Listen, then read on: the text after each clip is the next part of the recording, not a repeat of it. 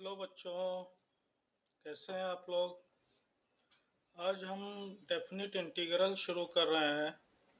Definite integrals means कि integration तो वैसे ही होता है, बट इसमें दो लिमिट्स होती हैं, lower limit to upper limit.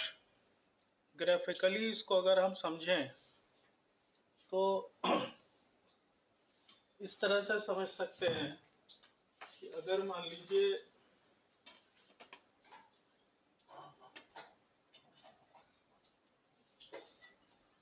ये कोई कर्व है जिसकी equation y equals to F X है और यहाँ पर x की वैल्यू a है और यहाँ पर x की वैल्यू b है।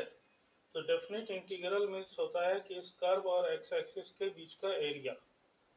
तो ये जब हमें निकालना होता है तो हम डेफिनेट इंटीग्रल करके ये फाइंड कर सकते हैं, क्योंकि ये कोई रेगुलर शेप तो होती नहीं है कि इसमें आप कोई फार्मूला लगा सकें। तो इसके लिए जब कोई y की वैल्यू धीरे धीरे चेंज हो रही होती है x की वैल्यू के साथ, तो अगर हमें x इक्वल्स टू a से x इक्वल्स टू b तक का एरिया फाइंड करना है तो वो उसके लिए हम इसको डेफिनेट इंटीग्रल को यूज करते हैं।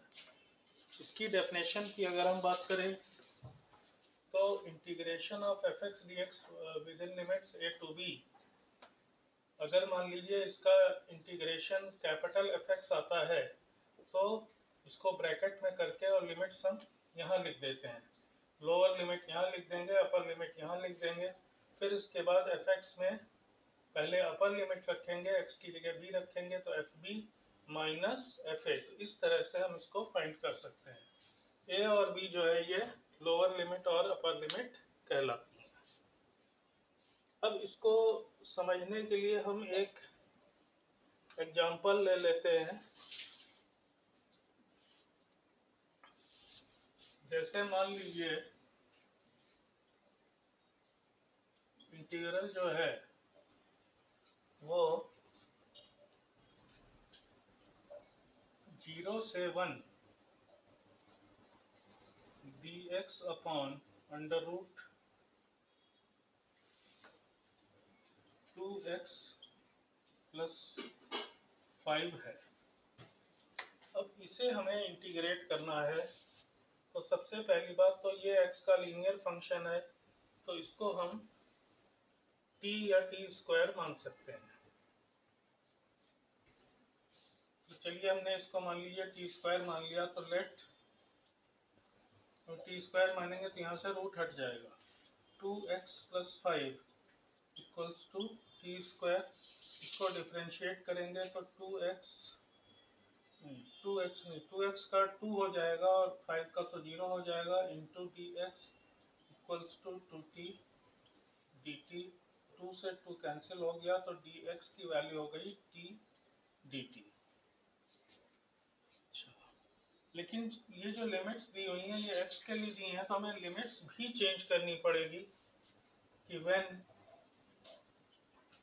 x इक्वल्स टू 0 तो क्या हो जाएगा कि T square equals to 0 plus 5 यानी 5 हो गया, या इम्प्लाइज दैट टी की वैल्यू क्या हो गई, रूट 5 हो गई।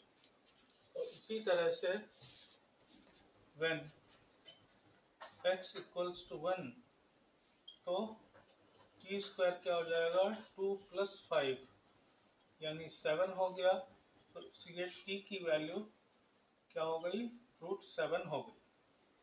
अब लिमिट तो हमारी ये रूट 5 और रूट 7 हो जाएगी 0 1 की जगह, और यहाँ पर हम सब्सटीट्यूशन कर देंगे। तो आई क्या हो गया, integration of root 5 to root 7 dx की जगह आ गया टी डी टी अपॉन, ये भी t हो गया, t से t कैंसिल हो गया, ये हो गया integration of root 5 to root 7 dt। और dt का इंटीग्रेशन क्या होता है, t होता है। तो हम यहाँ लिखेंगे t और ये लिमिट्स हमने यहाँ लिख दी रूट 5 और रूट 7। तो इसलिए इसमें पहले अपर लिमिट फिर लोअर लिमिट रखेंगे, तो इट विल बी √7 माइनस √5।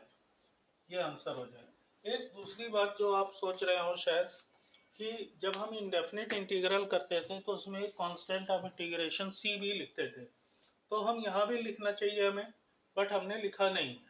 तो क्यों नहीं लिखा है कि जब हम यहाँ F B minus F A करते हैं तो वो सी इधर भी रहेगा और सी इधर भी रहेगा, तो इसलिए वो कैंसिल हो जाता है, इसलिए डेफिनेट इंटीग्रल में कांस्टेंट ऑफ इंटीग्रेशन नहीं लिया जाता है। एक प्रॉब्लम हम और लेते हैं, इसको भी आप देखिए।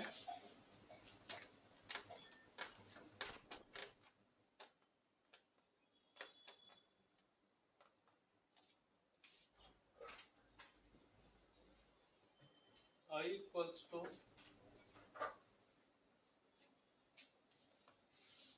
0 से π/4 tan स्क्वायर x dx। अब tan स्क्वायर x का तो इंटीग्रेशन होता नहीं, तो इसलिए इसको tan square x plus 1 equals to sec square x वाले फार्मूले से कन्वर्ट कर लेंगे। तो ये कैसे हो जाएगा कि 0 से π/4 sec स्क्वायर x -1 होगा, तो इसको हमने अलग कर लिया, माइनस इंटीग्रेशन 0 से π/4 1 dx कर दिया। अब इसको हम बिना कोई सब्स्टिट्यूशन के डायरेक्ट, चूंकि भी हमने x को कहीं कोई चेंज नहीं किया है, तो sec स्क्वायर x का डिफरेंशिएशन इंटीग्रेशन tan x होता है, ये हो जाएगा tan x और लिमिट 0 से π/4 हो गई, माइनस dx का इंटीग्रेशन x हो जाएगा, यहाँ भी लिमिट 0 से π/4 हो गई। फिर tan x में हम tan π/4 माइनस tan 0 कर देंगे, tan π/4 माइनस tan 0, और माइनस यहाँ पर क्या होगा, π/4 माइनस 0 हो जाएगा। tan π/4 1 होता है, tan 0 0 होता है, तो पहले पार्ट में तो खाली 1 आ गया, यहाँ से माइनस π/4 आ गया, दैट इज द आंसर। इस तरह से हम इसको इंटीग्रेट कर सकते हैं। अब दूसरा टाइप आता है कि जब हम कोई सब्स्टिट्यूशन करते हैं,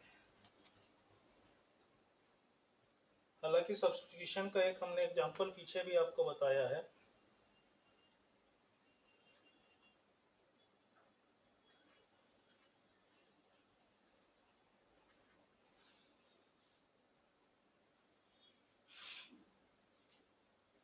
लेकिन कुछ क्वेश्चन ऐसे होते हैं कि जिसको हम बिना सब्स्टिट्यूशन किए नहीं कर सकते हैं, जैसे I इक्वल्स टू है इंटीग्रेशन 0 से 1 cos इनवर्स x dx। अब जैसे कि हमें पता है cos इनवर्स x के लिए कोई फार्मूला नहीं होता है, तो इसको हम ऐसे तो नॉर्मली इंटीग्रेट नहीं कर सकते हैं, तो इसलिए इसमें हम क्या करेंगे, हम कहेंगे कि let cos inverse x equals to t, तो इसलिए x इक्वल्स टू क्या हो गया, cos t हो गया। इसको डिफरेंशिएट करेंगे तो dx equals to minus sine t into dt। But अब हमें फिर से लिमिट चेंज करना पड़ेगा, तो when x इक्वल्स टू 0, तो t इक्वल्स टू क्या हो जाएगा, cos इनवर्स 0। cos 0 जो है कहाँ होता है, π/2 पर होता है, cos की वैल्यू 0 π/2 पर होती है, तो ये π/2 हो जाएगा। फिर when x इक्वल्स टू 1, तो t की वैल्यू cos इनवर्स 1 हो जाएगी, और 1 cos 0 पर होता है, तो इसकी वैल्यू 0 हो गई, t की वैल्यू। तो इसलिए I क्या हो गया, पहले तो लिमिट बदल गई, लोअर लिमिट बन गई π/2, अपर लिमिट बन गई 0। कॉस इनवर्स x की जगह हमने t रखा और dx की जगह माइनस साइन टी dt है तो माइनस बाहर ले आए, साइन टी dt। अब आइलेट रूल यहाँ पर अगर हम अप्लाई करते हैं तो ये फर्स्ट फंक्शन हो गया और ये सेकंड फंक्शन हो गया। अब इसको अगर हमें इंटीग्रेट करना है तो माइनस तो ये बाहर है ही है, इसको आप ब्रैकेट लगा दीजिए। फर्स्ट फंक्शन हमने लिख दिया t इंटू साइन टी का इंटीग्रेशन माइनस कॉस टी हो गया, और इसमें लिमिट लग जाएगी π/2 से 0 minus integration of differentiation of first तो 1 हो गया, और इसका साइन टी का तो फिर से माइनस कॉस टी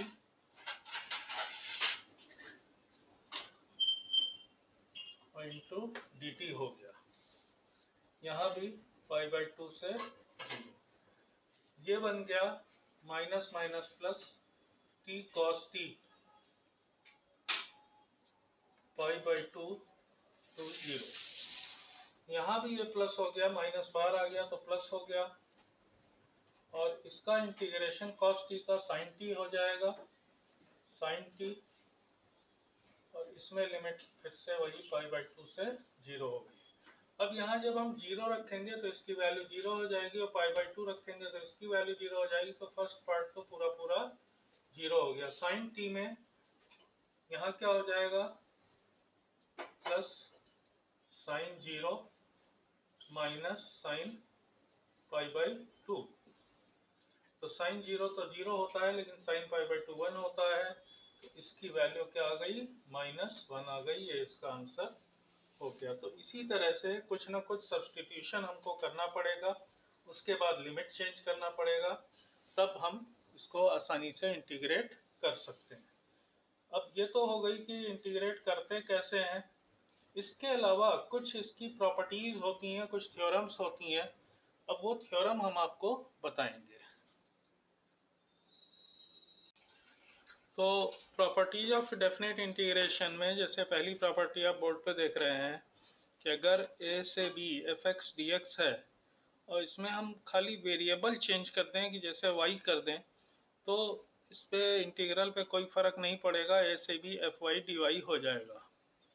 दूसरी प्रॉपर्टी क्या है कि अगर a से b f(x) dx है और इसकी लिमिट्स हम उल्टी कर दें कि जो लोअर लिमिट है इसको अपर लिमिट बना दें, जो अपर लिमिट है इसको लोअर लिमिट बना दें, तो ये इंटीग्रल नेगेटिव हो जाएगा कि -a से b से a f(x) dx हो जाएगा।